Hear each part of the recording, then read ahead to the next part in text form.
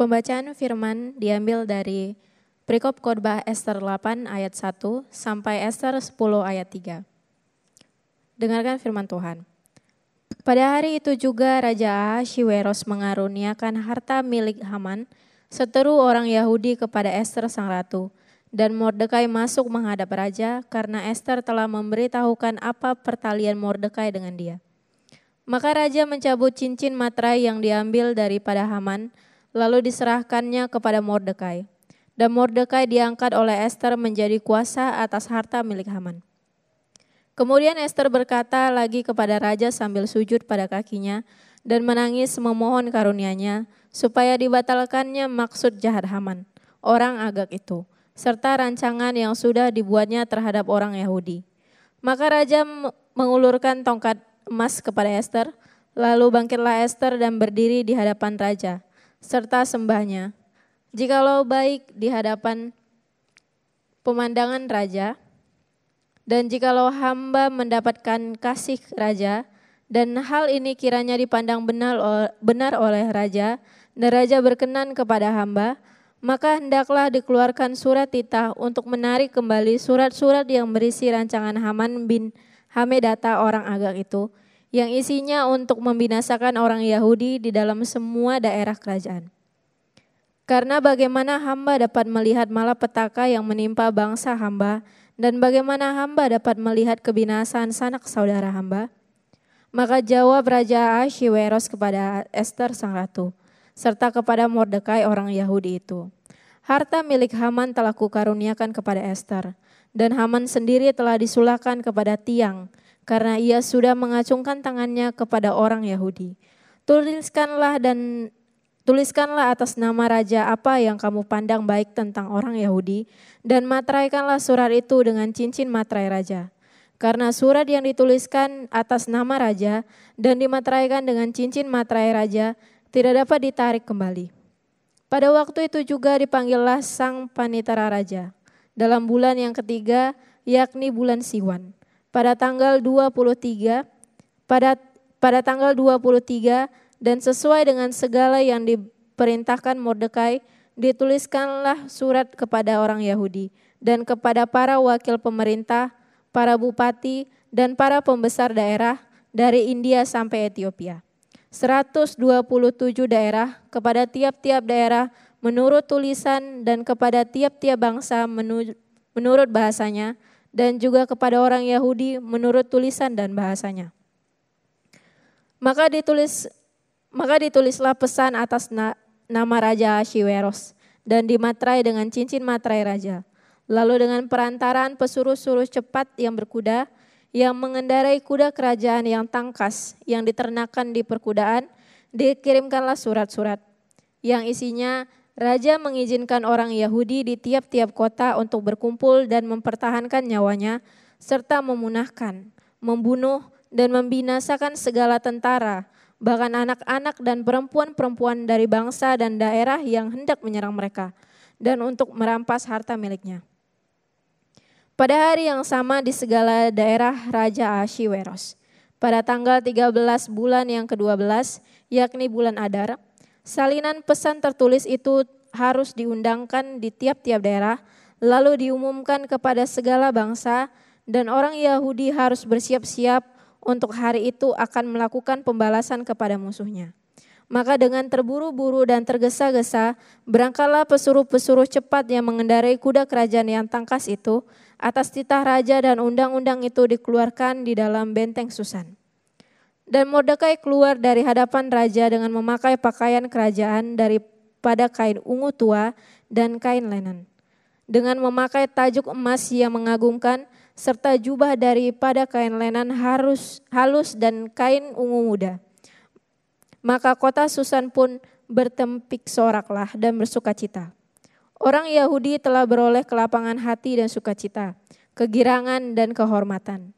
Demikian juga di tiap-tiap daerah, di tiap-tiap kota, di tempat manapun titah dan undang-undang raja telah sampai, ada sukacita dan kegirangan di antara orang Yahudi, dan perjamuan serta hari gembira, dan lagi banyak antara rakyat negeri itu masuk Yahudi, karena mereka ditimpa ketakutan kepada orang Yahudi. Dalam bulan yang ke-12 yakni bulan Adar, pada hari yang ke-13 ketika titah serta undang-undang raja akan dilaksanakan. Pada hari musuh-musuh orang Yahudi berharap mengalahkan orang Yahudi. Terjadilah yang sebaliknya. Orang Yahudi mengalahkan pembenci-pembenci mereka. Maka berkumpullah orang Yahudi di dalam kota-kotanya di seluruh daerah Raja Ahasweros untuk membunuh orang-orang yang berikhtiar mencelakakan mereka, dan tiada seorang pun tahan menghadapi mereka, karena ketakutan kepada orang Yahudi telah menimpa segala bangsa itu. Dan semua pembesar daerah dan wakil pemerintah dan bupati serta pejabat kerajaan menyokong orang Yahudi, karena ketakutan kepada Mordekai telah menimpa mereka. Sebab Mordekai besar kekuasaannya di dalam istana raja, dan tersiarlah berita tentang dia ke segenap daerah, karena Mordekai itu bertambah-tambah besar kekuasaannya. Maka orang Yahudi mengalahkan semua musuhnya. Mereka memukulnya dengan pedang, membunuh dan membinasakannya. Mereka berbuat sekehendak hatinya terhadap pembenci-pembenci mereka. Di dalam benteng Susan saja orang Yahudi membunuh dan membinasakan 500 orang. Juga Persadata, Dalfon, Aspata, Porata, Adalia, Aridata, Parmasta, Arisai, Aridai, dan Weizata. Ke-10 anak laki-laki Haman bin Hamedata. Seteru orang Yahudi dibunuh oleh mereka. Tetapi kepada barang rampasan tidaklah mereka mengulurkan tangan. Pada hari itu juga jumlah orang-orang yang terbunuh di dalam benteng Susan disampaikan ke hadapan raja. Lalu titah raja kepada Ester sang ratu. Di dalam benteng Susan saja orang Yahudi telah membunuh dan membinasakan 500 orang beserta ke-10 anak Haman. Di daerah-daerah kerajaan yang lain entah apa yang diperbuat mereka. Dan apakah permintaanmu sekarang? Niscaya akan dikabulkan. Dan apakah keinginanmu lagi? Niscaya dipenuhi. Lalu jawab Ester, jikalau baik pada pemandangan raja, diizinkanlah kiranya kepada orang Yahudi yang di Susan untuk berbuat besok pun sesuai dengan undang-undang untuk hari ini. Dan ke-10 anak Haman itu hendaklah disulahkan pada tiang. Raja pun menitahkan berbuat demikian. Maka undang-undang itu dikeluarkan di Susan dan ke-10 anak Haman disulahkan orang. Jadi berkumpullah orang Yahudi yang di Susan pada hari yang ke-14 bulan Adar, juga dibunuhnya lah di Susan 300 orang. Tetapi kepada barang rampasan tidaklah mereka mengulurkan tangan. Orang Yahudi yang lain yang ada di dalam daerah kerajaan berkumpul dan mempertahankan nyawanya serta mendapat keamanan terhadap musuhnya. Mereka membunuh 75.000 orang di antara pembenci-pembenci mereka. Tetapi kepada barang rampasan tidaklah mereka mengulurkan tangan. Hal itu terjadi pada hari yang ke-13 dalam bulan Adar. Pada hari yang ke-14 berhentilah mereka, dan hari itu dijadikan mereka hari perjamuan dan sukacita. Akan tetapi orang Yahudi yang di Susan berkumpul, baik pada hari yang ke-13, baik pada hari yang ke-14 dalam bulan itu. Lalu berhentilah mereka pada hari yang ke-15, dan hari itu dijadikan mereka hari perjamuan dan sukacita. Oleh sebab itu orang Yahudi yang di pedusunan, yakni yang diam di dalam perkampungan, merayakan hari yang ke-14 bulan Adar itu sebagai sukacita dan hari perjamuan, dan sebagai hari gembira untuk mengantar makanan.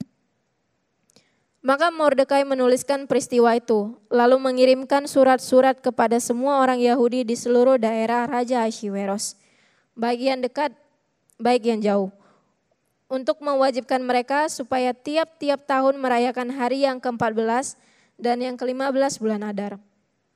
Karena pada hari-hari itulah orang Yahudi mendapat keamanan terhadap musuhnya, dan dalam bulan itulah duka cita mereka berubah menjadi sukacita, dan hari perkabungan menjadi hari gembira. Dan supaya menjadikan hari-hari itu hari perjamuan dan sukacita dan hari untuk mengantar makanan dan untuk bersedekah kepada orang-orang miskin. Maka orang Yahudi menerima sebagai ketetapan apa yang sudah dimulai mereka melakukannya dan apa yang ditulis Mordekai kepada mereka. Sesungguhnya Haman bin Hamedata, orang Agag, Seteru semua orang Yahudi itu telah merancangkan hendak membinasakan orang Yahudi, dan dia pun telah membuang Pur, yakni undi, untuk menghancurkan dan membinasakan mereka. Akan tetapi ketika hal itu disampaikan ke hadapan raja, maka dititahkannya dengan surat, supaya rancangan jahat yang dibuat Haman terhadap orang Yahudi itu dibalikkan ke atas kepalanya. Maka Haman beserta anak-anaknya disulahkan pada tiang. Oleh sebab itulah hari-hari itu disebut Purim, menurut kata Pur. Oleh karena itu jugalah, yakni karena seluruh isi surat itu dan karena apa yang dilihat mereka mengenai hal itu dan apa yang dialami mereka. Orang Yahudi menerima sebagai kewajiban dan sebagai ketetapan bagi dirinya sendiri dan keturunannya. Dan bagi sekalian orang yang akan bergabung dengan mereka, bahwa mereka tidak akan melampaui merayakan kedua hari itu tiap-tiap tahun, menurut yang dituliskan tentang itu pada waktu yang ditentukan. Dan bahwa hari-hari itu akan diperingati dan dirayakan di dalam tiap-tiap angkatan, di dalam tiap-tiap kaum, di tiap-tiap daerah, di tiap-tiap kota, sehingga hari-hari Purim itu tidak akan lenyap dari tengah-tengah orang Yahudi, dan peringatannya tidak akan berakhir dari antara keturunan mereka. Lalu Ester sang ratu anak Abihail menulis surat bersama-sama dengan Mordekai, orang Yahudi itu, supaya yang kedua tentang hari raya Purim itu dituliskannya dengan segala ketegasan untuk menguatkannya. Lalu dikirimkannya surat-surat kepada semua orang Yahudi di dalam 127 daerah kerajaan Ahasweros dengan kata-kata salam dan setia, supaya hari-hari Purim itu dirayakan pada waktu yang ditentukan, seperti yang diwajibkan kepada mereka oleh Mordekai, orang Yahudi itu, dan oleh Ester sang ratu, dan seperti yang diwajibkan mereka kepada dirinya sendiri serta keturunan mereka mengenai hal berpuasa dan meratap. Demikianlah perintah Ester menetapkan perihal Purim itu. Kemudian dituliskan di dalam kitab, maka Raja Ahasweros mengenakan upeti atas negeri dan daerah-daerah pesisir itu. Segala perbuatan yang hebat serta gagah dan pemberitaan yang seksama tentang kebesaran yang dikaruniakan raja kepada Mordekai. Bukankah semuanya itu tertulis di dalam kitab sejarah raja-raja Media dan Persia? Karena Mordekai, orang Yahudi itu, menjadi orang kedua di bawah Raja Ahasweros, dan ia dihormati oleh orang Yahudi serta disukai oleh banyak sanak saudaranya. Sebab ia mengikhtiarkan yang baik bagi bangsanya dan berbicara untuk keselamatan bagi semua orang sebangsanya. Demikian firman Tuhan.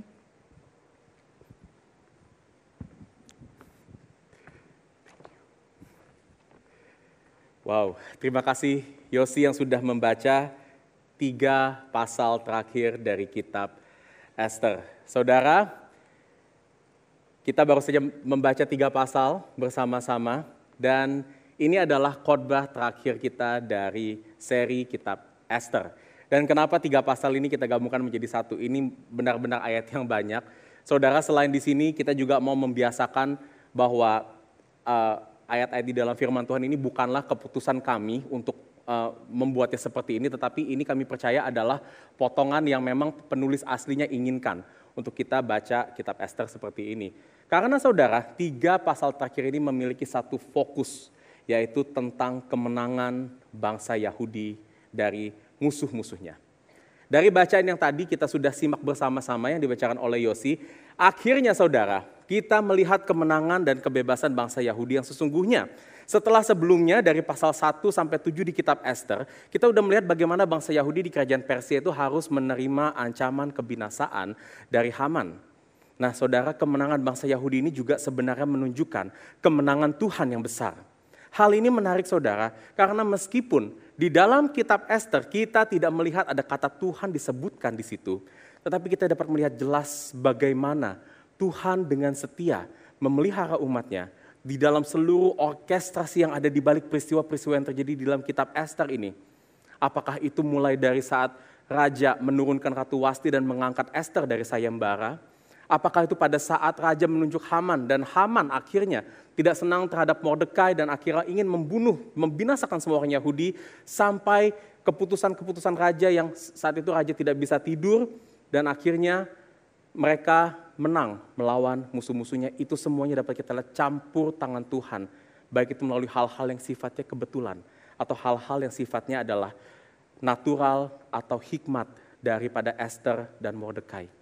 Kita percaya ini adalah kemenangan Tuhan atas musuh-musuhnya. Dan saudara, hidup orang Kristen juga bisa dikatakan sebagai hidup yang ada di dalam kemenangan. Firman Tuhan menjelaskan ini misalnya di Roma 8 ayat 37.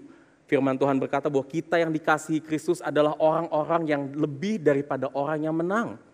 Tapi pertanyaannya saudara, mengapa hidup kita tidak kelihatan seperti orang yang sudah menang seringkali?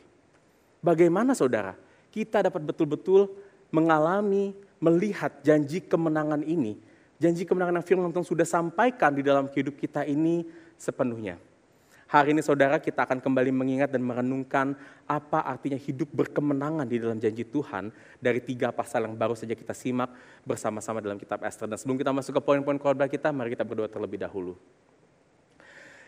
Bapa, kami berdoa agar Kau berbicara kepada setiap kami Tuhan, mengingatkan kami dan kembali membuka hati, pikiran dan juga jiwa kami Tuhan untuk melihat kemenangan, janji kemenangan yang telah Kau nyatakan kepada kami ini Tuhan. Dan agar hidup kami dapat sepadan di dalam janji ini Tuhan dan di dalam kemurahan dan pertolongan Roh Kudus semata Tuhan. Biar kami dapat menyadari dan dapat melihat kemenangan ini secara nyata dalam semua aspek kehidupan kami. Terima kasih Bapak, dalam nama Kristus kami berdoa dan mengucap syukur. Amin. 3 poin yang akan kita bahas hari ini saudara dari perikop dari 3 pasal ini adalah janji kemenangan Tuhan adalah yang pertama, janji yang berdasarkan ketetapan Tuhan. Kedua, janji yang tidak mungkin gagal. Ketiga, janji yang kita rayakan terus menerus. Saudara, jangan tutup Alkitabnya, memang hari ini panjang dan saya tidak akan membahas detail demi detail hari ini di dalam 3 pasal ini saudara, tetapi saya percaya 3 poin ini adalah 3 poin yang ada dan diambil dari 3 pasal yang kita baru baca bersama-sama. Mari kita simak, kita masuk ke poin pertama, janji kemenangan Tuhan adalah janji berdasarkan ketetapan Tuhan. Saudara, mungkin kita pernah berpikir atau membayangkan apa sih kelihatannya hidup berkemenangan di dalam Tuhan? Apakah kita berpikir kalau hidup berkemenangan itu adalah hidup yang terbebas dari masalah dan beban-beban hidup? Ataukah kita pernah berpikir hidup berkemenangan itu adalah hidup yang penuh berkat? Seperti misalnya usaha kita, pekerjaan kita akan dilancarkan, kita akan mendapatkan apa yang kita inginkan, keluarga kita dapat hidup rukun dan harmonis. Apakah ini adalah hal-hal yang akan terjadi saat kita berkata kita hidup di dalam kemenangan yang Tuhan berikan kepada kita? Saudara, mari kita lihat apa yang firman Tuhan katakan tentang hidup berkemenangan ini di dalam Esther pasal 8 Esther pasal 8 sampai 10 ini. Di dalam bagian ini saudara, ini terjadi setelah situasi di mana raja telah menghukum mati Haman yang sebelumnya memegang jabatan tertinggi di kerajaan Persia, dan ini adalah jabatan tertinggi kedua setelah raja. Dan kita sudah tahu Haman ini memiliki niat yang sangat jahat, dia membinasakan seluruh bangsa Yahudi sampai tidak bersisa dari seluruh kerajaan Persia. Namun saudara, karena kini Haman sudah tidak ada, jabatan Haman ini lantas dikasih kepada Mordekai yang adalah pamannya Esther.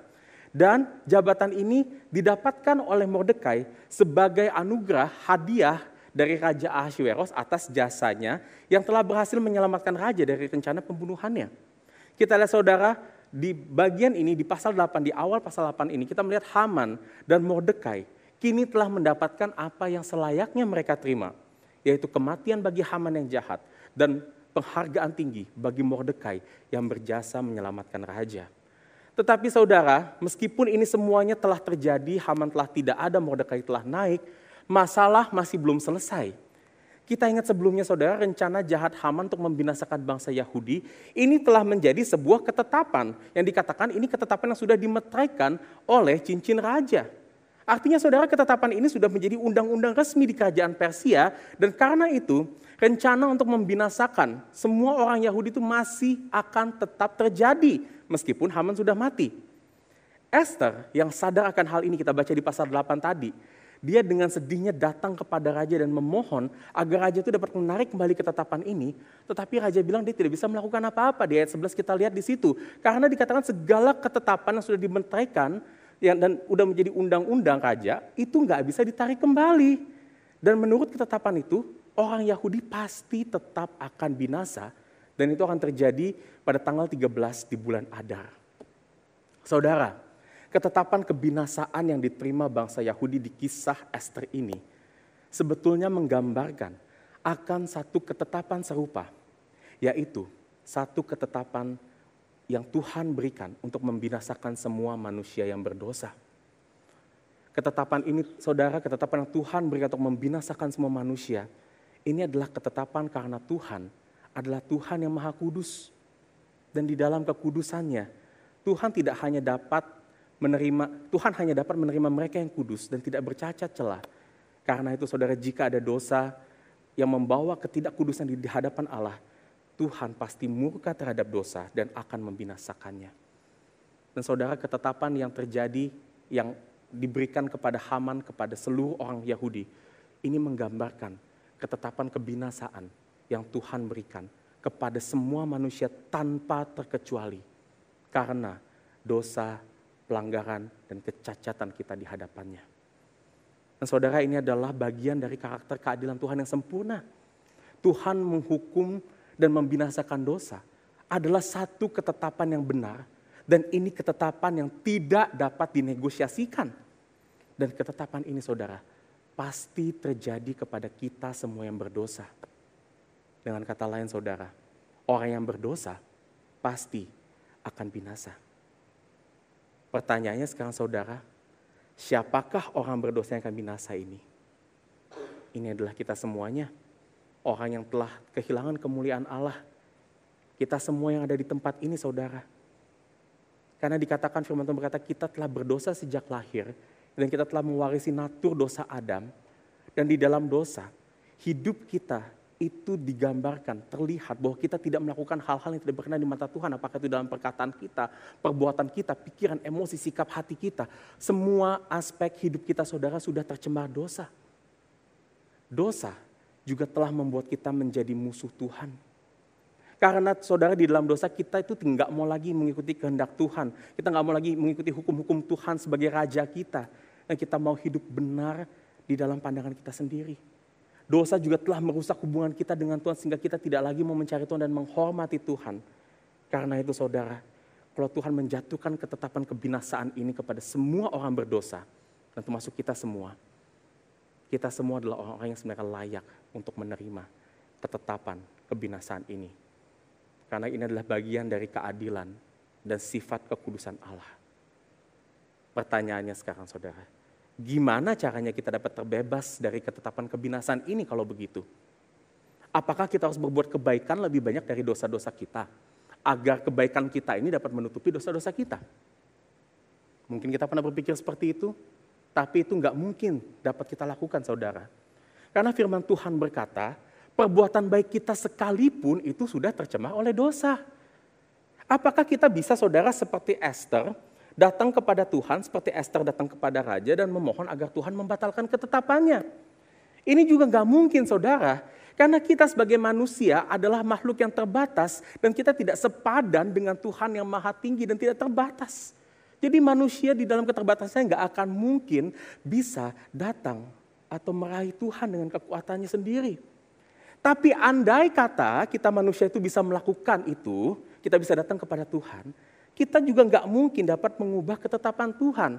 Karena kalau ketetapan Tuhan berubah, Tuhan tidaklah jadi Tuhan yang sejati. Karena Tuhan yang sejati tidak mungkin dapat melanggar ketetapannya sendiri, saudara. Karena segala ketetapan Tuhan itu benar. Jadi ketetapan Tuhan itu nggak mungkin dapat diubah, dapat dinegosiasi atau ditarik kembali. Jadi apakah kita masih punya harapan untuk selamat dari ketetapan kebinasaan ini? Kalau ada, bagaimana caranya? Saudara, kita balik ke Ester pasal 8, karena di sini kita melihat satu jawaban yang menjadi gambaran juga apa yang Tuhan nyatakan kepada kita. Kita sudah melihat, saudara, di pasal 8 ini, raja itu tidak bisa mengubah ketetapannya, kita lihat di ayat 11. Tetapi ada satu cara di mana raja bisa menyelamatkan bangsa Yahudi, yaitu dengan raja membuat ketetapan lainnya. Kita lihat, saudara, ini yang Raja Ahasweros lakukan di pasal 8 ayat 8, dengan dia memberikan kuasa kepada Ester untuk menuliskan ketetapan yang lain dengan tujuan untuk menyelamatkan bangsa Yahudi. Dan akhirnya di pasal 8 ayat 11, ada ketetapan baru yang tertulis bahwa pada hari pembinasaan, itu bangsa Yahudi diperkenankan untuk mempertahankan dirinya dan menyerang balik musuh-musuh yang hendak membinasakan mereka. Bahkan dikatakan mereka diperbolehkan untuk membinasakan sampai anak-anak dan perempuan-perempuan dari musuh-musuh mereka. Supaya di kemudian hari saudara, mereka keturunan-keturunan dari musuh-musuhnya orang Yahudi ini nggak bisa balas dendam kepada orang Yahudi.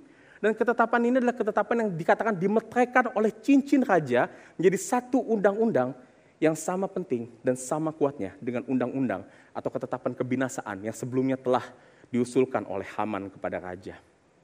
Dan saudara, akhirnya kita lihat di akhir pasal 8, ketetapan ini, undang-undang ini disebarluaskan ke seluruh daerah di kerajaan Persia dan diterima oleh orang Yahudi sebagai satu pengharapan, dan mereka respon itu dengan sukacita yang besar, saudara, karena mereka memiliki harapan untuk selamat dari kebinasaan.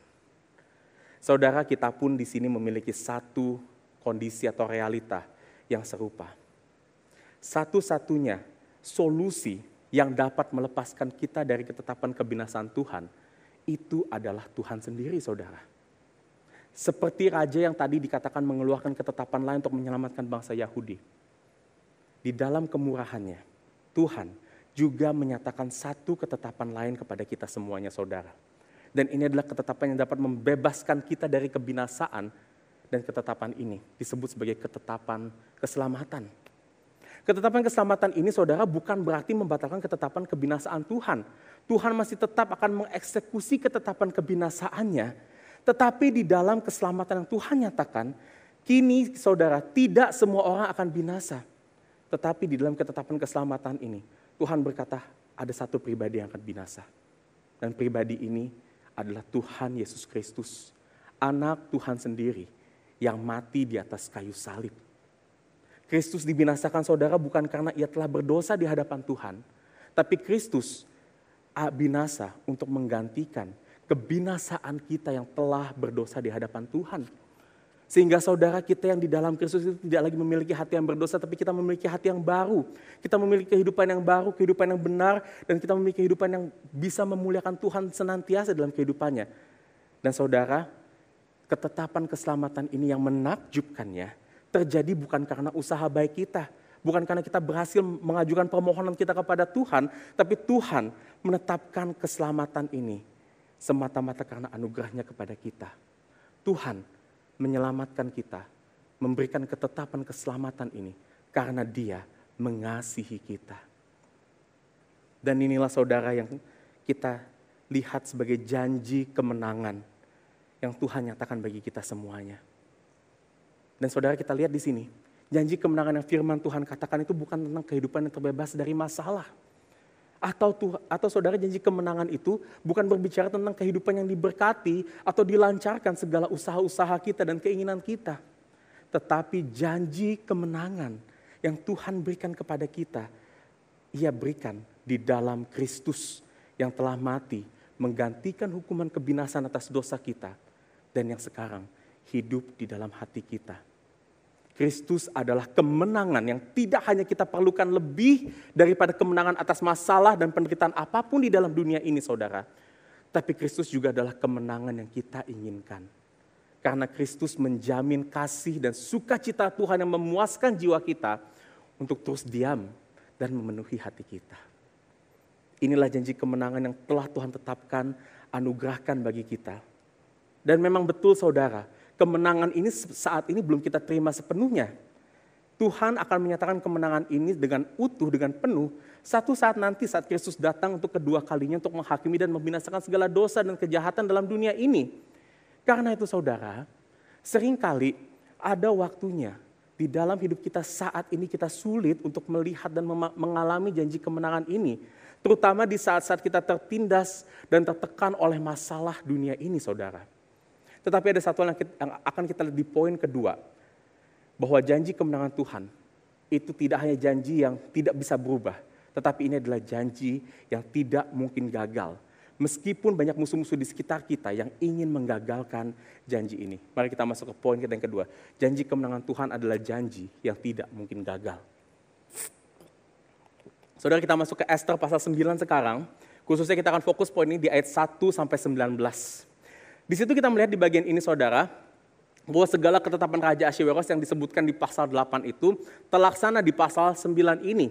Ada rentang waktu kurang lebih 9 bulan yang terjadi dari peristiwa di pasal 8 sampai pasal 9 ini. Dan di Ester pasal 9 ayat 1, di situ dikatakan bahwa tepat pada saat musuh orang-orang Yahudi itu berharap mengalahkan mereka, yang terjadi pada tanggal 13 bulan Adar sesuai undang-undang raja, kita melihat yang terjadi malah sebaliknya. Dikatakan orang Yahudi lah yang akhirnya berhasil mengalahkan pembenci-pembenci mereka. Dan tidak hanya itu saudara, di ayat 6 sampai 10 tercatat orang-orang Yahudi berhasil membunuh 500 orang pada hari itu di dalam benteng Susan, di pusat kerajaan Persia, dan termasuk 10 anak Haman yang namanya dicatat di ayat 7 sampai 10. Gak hanya itu saja, di ayat 13, Ester ternyata memohon kepada raja untuk memperpanjang ketetapan ini, sehingga keesokan harinya di hari ke-14 di bulan Adar, orang-orang Yahudi itu dapat melanjutkan perlawanannya, dan ini tidak hanya terjadi di kota Susan, tetapi di seluruh kerajaan Persia. Sehingga dikatakan di situ, orang-orang Yahudi itu berhasil membunuh 300 orang lagi di kota Susan, dan 75.000 orang di daerah-daerah lainnya. Dan ini adalah orang-orang yang menjadi musuh orang-orang Yahudi. Saudara, peristiwa ini adalah sejarah penting bagi bangsa Yahudi, karena ini adalah kemenangan terbesar yang mereka alami setelah kerajaan Yahudi runtuh dan mereka dibuang oleh penjajahnya. Dan jumlah yang dicatat di sini saudara, ini adalah jumlah yang sebenarnya fantastis sekali, jumlah yang sangat banyak. Dan melalui kemenangan ini saudara, bangsa Yahudi tidak hanya dapat membebaskan dirinya dari musuh-musuh yang membinasakan mereka sampai tak bersisa, tapi mereka juga akhirnya mengalami kebebasan dari musuh-musuh mereka. Dan satu lagi saudara, bangsa Yahudi juga kini memiliki sosok yang berotoritas seperti raja melalui Mordekai dan Ester. Karena dua orang Yahudi ini sekarang menduduki posisi tertinggi di kerajaan Persia. Dan meskipun mereka tidak resmi menjadi raja, tetapi fungsi dan peranan mereka di dalam kerajaan Persia itu serupa dengan seorang raja yang berotoritas. Dan inilah saudara, mengapa kemenangan di kitab Ester ini adalah satu kemenangan besar bagi bangsa Yahudi. Mungkin dari seluruh cerita di Alkitab saudara, terutama di dalam cerita perjanjian lama, ini adalah kemenangan yang salah satu yang paling penting di dalam sejarah bangsa Yahudi. Dan tahukah saudara, sebenarnya kemenangan bangsa Yahudi di kitab Ester ini, itu terjadi bukan hanya di dalam kitab Ester saja kita lihat ini. Ini sebenarnya adalah satu penggenapan dari janji kemenangan yang Tuhan sudah nyatakan ratusan tahun sebelum kitab Ester ini terjadi, saudara. Apa maksud saya di sini? Saya mau mengajak saudara kita mundur dari kitab Ester ke kitab Keluaran, kitab kedua di Perjanjian Lama. Kalau saudara baca, kita buka di Keluaran 17, di situ tercatat satu peristiwa perang yang terjadi tidak lama setelah bangsa Israel keluar dari perbudakan Mesir. Dan tebak dengan siapa Israel berperang pada saat itu? Bangsa Amalek. Saudara, bangsa Amalek terkenal sebagai bangsa yang jahat dan dikatakan mereka itu menghalau bangsa Israel dalam perjalanannya keluar dari tanah Mesir untuk menuju tanah perjanjian pada saat itu. Dan karena itu saudara, Israel berperang melawan bangsa Amalek dan dengan pertolongan Tuhan mereka berhasil mengalahkan bangsa Amalek ini. Dan setelah kemenangan ini, Tuhan di Keluaran pasal 17 itu juga berfirman kepada Musa bahwa ia satu saat akan menghapuskan sama sekali bangsa Amalek dari muka bumi ini. Tuhan berjanji akan menghabisi bangsa Amalek ini hingga tidak bersisa lagi. Tetapi saudara, perang bangsa Israel di Keluaran 17 ini sebenarnya belum menyelesaikan apa yang Tuhan janjikan. Bangsa Amalek masih tetap ada, tetap berkembang, tetap menjadi satu bangsa yang jahat di mata Tuhan. Sampai ratusan tahun berikutnya kalau saudara buka di kitab 1 Samuel pasal 15, di situ Tuhan juga kembali berfirman kepada bangsa Israel yang kala itu dipimpin oleh Raja Saul untuk menghabisi bangsa Amalek. Yang menariknya pada saat itu bangsa Amalek dipimpin oleh seorang raja yang bernama Raja Agag. Dan Raja Agag ini saudara adalah kakek moyang dari Haman, si penjahat yang ada di kitab Ester.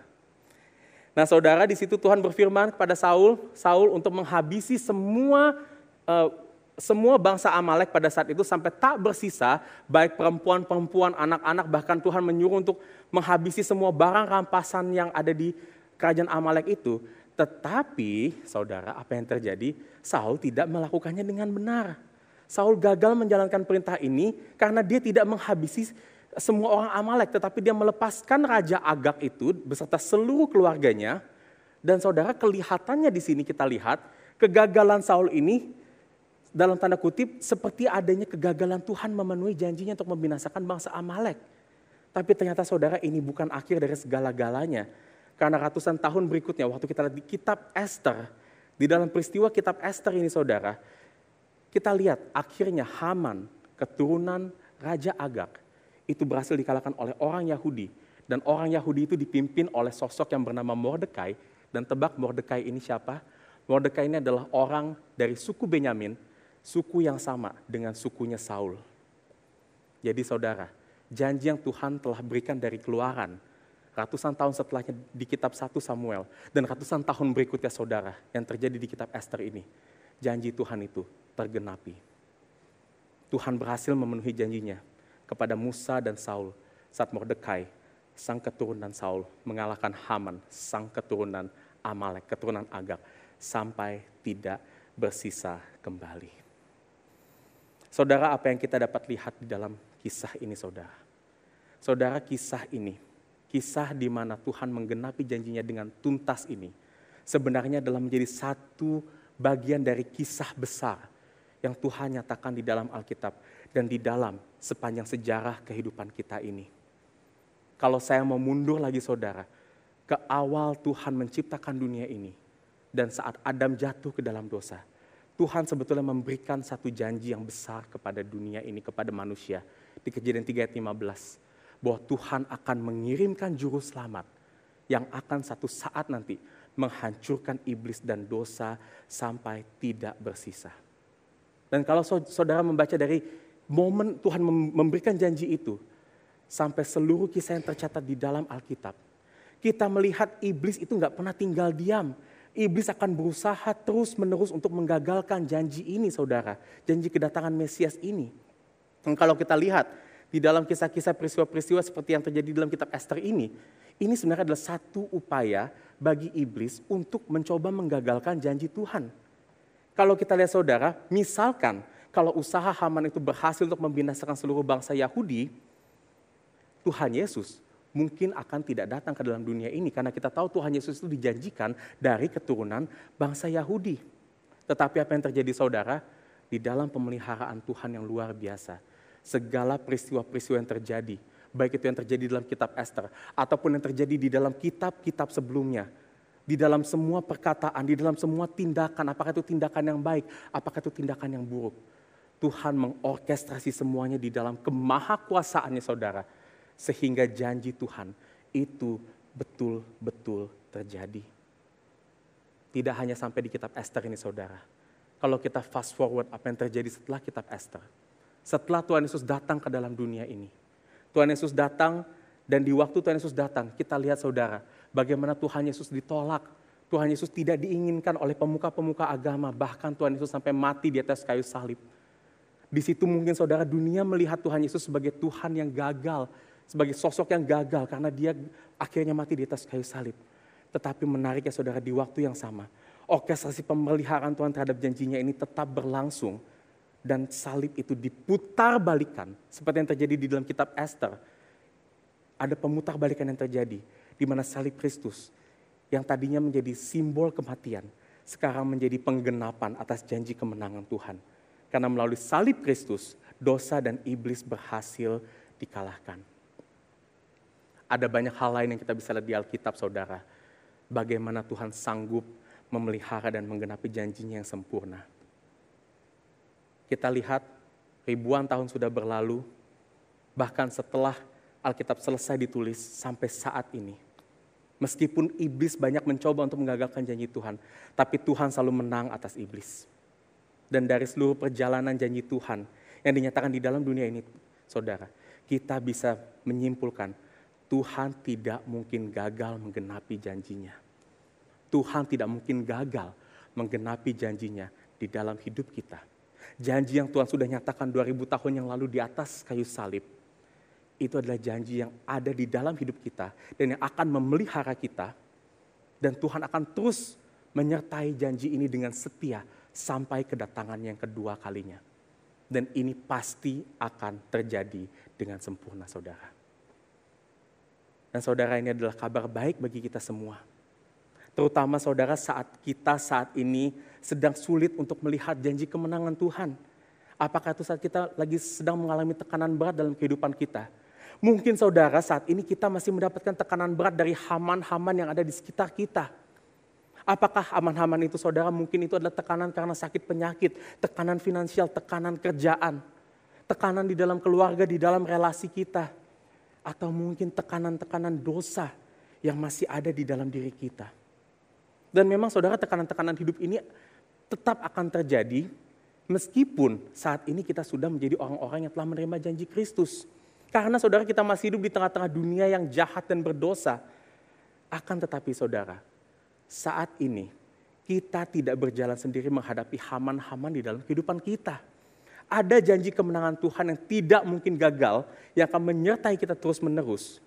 Dan meskipun kita akan tetap sulit menghadapi tekanan-tekanan hidup kita, namun kita memiliki satu kepastian di dalam janji ini. Bahwa Kristus yang ada di dalam hidup kita telah memenangkan semua pertarungan atas tekanan hidup kita. Kemenangan ini pasti satu saat kelak akan kita raih. Karena kemenangan ini bukan saya yang janjikan. Kemenangan ini bukan dijanjikan oleh orang-orang kuat di dalam dunia ini. Tapi Tuhan, Sang Pencipta langit dan bumi yang menjanjikannya bagi kita semuanya. Sehingga sekalipun saudara kita masih menderita karena haman-haman di sekitar kita, bisa kita katakan kita dapat menderita sebagai orang yang menang. Dan inilah perbedaan kita di dalam Kristus dan orang-orang lainnya yang belum mengenal atau belum mengetahui, mendapatkan anugerah keselamatan di dalam Kristus, saudara. Dan saudara, ini adalah janji yang akan Tuhan terus nyatakan kepada kita. Dan ada satu hal lagi saudara, bagaimana janji ini dapat terus menyertai kita, dapat terus mengingatkan kita, dan kita dapat terus tinggal diam di dalam janji ini. Ada satu perintah yang kita akan lihat di akhir dari kitab Ester ini, di pasal 9 sampai pasal 10, untuk kita terus merayakan janji kemenangan ini, terus menerus. Kita masuk ke poin 3. Janji kemenangan Tuhan adalah janji yang akan kita rayakan terus menerus. Saudara, kita lihat di akhir pasal 9 dan sampai pasal 10, setelah pertarungan melawan musuh-musuhnya selesai, bangsa Yahudi akhirnya mengadakan satu perayaan besar dan perayaan ini dinamakan perayaan Purim. Perayaan ini saudara, ini sifatnya sebenarnya bukan perayaan yang sifatnya agamawi. Dan sampai saat ini, orang Yahudi itu masih merayakan kemenangan ini saudara, karena seperti yang saya bilang tadi, kejadian pembebasan dan kemenangan bangsa Yahudi ini adalah satu peristiwa penting sekali di dalam sejarah bangsa Yahudi. Nah, perayaan ini dinamakan perayaan Purim yang sebenarnya berasal dari kata pur yang berarti itu membuang undi. Saudara, praktek pur atau praktek membuang undi ini biasanya dipakai oleh tradisi-tradisi kuno, baik itu di dalam agama apapun, di dalam tradisi kuno, untuk menyatakan apa yang menjadi kehendak Tuhannya dengan membuang undi. Misalnya kita mau tahu apa sih yang Tuhan mau kita lakukan dalam kehidupan ini, kapan Tuhan mau melakukan ini, seperti apa Tuhan berkehendak kepada kita. Biasanya orang-orang membuang undi, mereka menggunakan pur ini sebagai cara untuk mengetahui kehendak Tuhan tersebut. Nah, kita melihat praktek ini terjadi di kitab Ester pasal ketiga, dan saat itu Haman membuang pur, dikatakan untuk mengetahui kapan dia harus membinasakan orang Yahudi. Nah, menarik saudara, orang Yahudi menamakan perayaan ini sebagai Purim dengan memakai kejadian Haman membuang pur sebagai referensinya. Nah, kita mungkin berpikir kenapa mereka menamakan perayaan ini sebagai satu peristiwa yang hampir membawa malapetaka besar bagi mereka. Dan saudara, ini semua terjadi karena kita percaya dan mereka percaya bahwa Tuhan yang Maha Kuasalah yang menentukan hasil undian pur Haman itu untuk membinasakan semua bangsa Yahudi. Dan justru saudara, menariknya, mereka menjadikan ini sebagai referensi karena mereka mengingat peristiwa ini bukan sebagai peristiwa yang buruk, tetapi sebagai peristiwa yang baik. Karena melalui peristiwa pur inilah saudara, ini adalah awal mula dari janji kemenangan yang Tuhan berikan kepada bangsa Yahudi. Karena tanpa adanya ketetapan bangsa Yahudi untuk membinasakan ketetapan Haman untuk membinasakan bangsa Yahudi ini, tidak akan terjadi perlawanan balik yang akan membinasakan musuh-musuh bangsa Yahudi. Sehingga saudara, mereka percaya pur ini adalah kehendak Tuhan dan ini adalah kehendak untuk menyatakan kemenangan kepada mereka semuanya. Dan menariknya saudara, kalau kita baca di pasal 9 ayat 20 sampai 21, bangsa Yahudi diperintahkan untuk merayakan Purim ini setiap tahunnya dengan tujuan satu hal saudara, supaya orang Yahudi itu dapat terus mengingat kemenangan yang telah Tuhan berikan bagi mereka. Dan bahwa orang Yahudi adalah bangsa yang sudah menang bersama-sama dengan Tuhan. Dan itulah kenapa sampai saat ini mereka merayakan Purim. Karena mereka ingin merayakan bahwa mereka adalah bangsa yang sudah menang dari musuh-musuh mereka. Saudara, sekarang memang perayaan Purim tidak lagi diadakan di dalam tradisi Kristen. Tetapi bukan berarti perayaan ini tidak ada sama sekali di dalam tradisi Kristen. Perayaan Purim ini saudara, kita rayakan itu di dalam setiap kita merayakan Injil setiap minggunya saat kita beribadah. Saudara, Tuhan memberikan gerejanya, menetapkan agar kita setiap minggu untuk mengingat dan menguduskan hari Sabat bersama-sama. Supaya kita dapat terus mengingat kalau kita adalah orang-orang yang telah menang di dalam Kristus. Dan oleh karena itu saudara, ibadah yang kita jalankan setiap hari Minggu di sini, gereja yang kita jalankan bersama-sama ini bukanlah rutinitas agamawi belaka, tetapi ini adalah ibadah yang berpusat kepada Injil yang kita beritakan, yang kita sampaikan melalui rangkaian liturgi, khotbah, sakramen, agar kita dapat mengingat terus kemenangan Kristus yang Ia telah berikan di dalam kematian dan kebangkitannya. Jadi saudara, apa yang kita lakukan setiap minggu di sini, ini bukan sekedar rutinitas, ini bukan kelas pengajaran. Ini adalah perayaan Injil. Dan Tuhan memberikan perayaan Injil ini kepada kita setiap minggunya. Agar kita dapat terus melihat bahwa kita adalah orang-orang yang sudah dimenangkan Tuhan. Kita sudah dibenarkan Tuhan. Dan biar saudara, setiap minggunya saat kita datang beribadah, saat kita bersekutu dengan saudara-saudara seiman kita, ini akan menjadi pengingat kepada kita bahwa Tuhan telah menetapkan kita, menetapkan keselamatan itu di dalam anugerahnya kepada kita semuanya. Dan keselamatan ini, ketetapan ini tidak akan mungkin gagal. Dan sebentar lagi saudara, kita akan menerima perjamuan roti dan anggur yang telah Tuhan berikan kepada kita. Ini pun juga adalah bentuk wujud dari perayaan Injil yang Tuhan berikan sebagai pengingat akan kemenangan Kristus bagi kita semuanya. Mari kita berdoa. Bapa, pertarungan memang belum selesai di dalam dunia ini, tapi kita sudah mengetahui hasil dari pertarungan ini, bahwa Engkau telah menang terhadap semua kejahatan, semua dosa-dosa di dalam dunia ini. Dan Bapa, meskipun saat ini kami menghadapi berbagai tekanan dalam kehidupan kami Tuhan, kami menghadapinya sebagai orang-orang yang sudah dimenangkan oleh Tuhan. Dan Tuhan yang menang, Tuhan yang lebih berkuasa dari segala tekanan-tekanan hidup kami saat ini Tuhan. Kami percaya ada di dalam kehidupan kami dan menyertai setiap kami Tuhan. Dan Bapa, berbicara lebih lagi Tuhan kepada kami semua melalui perjamuan yang akan Kau berikan kepada kami pada sore hari ini Tuhan. Biar perjamuan ini menguatkan kami kembali, mengingatkan kami kembali Tuhan. Betapa besar kemenangan yang Kau berikan kepada kami, betapa besar anugerah-Mu Tuhan. Dan betapa kami memerlukan anugerah itu di dalam kehidupan kami setiap saat Tuhan. Jadi kekuatan dan pengharapan kami. Terima kasih Bapa. Kami berdoa dalam nama Kristus, kami berdoa dan mengucap syukur. Amin.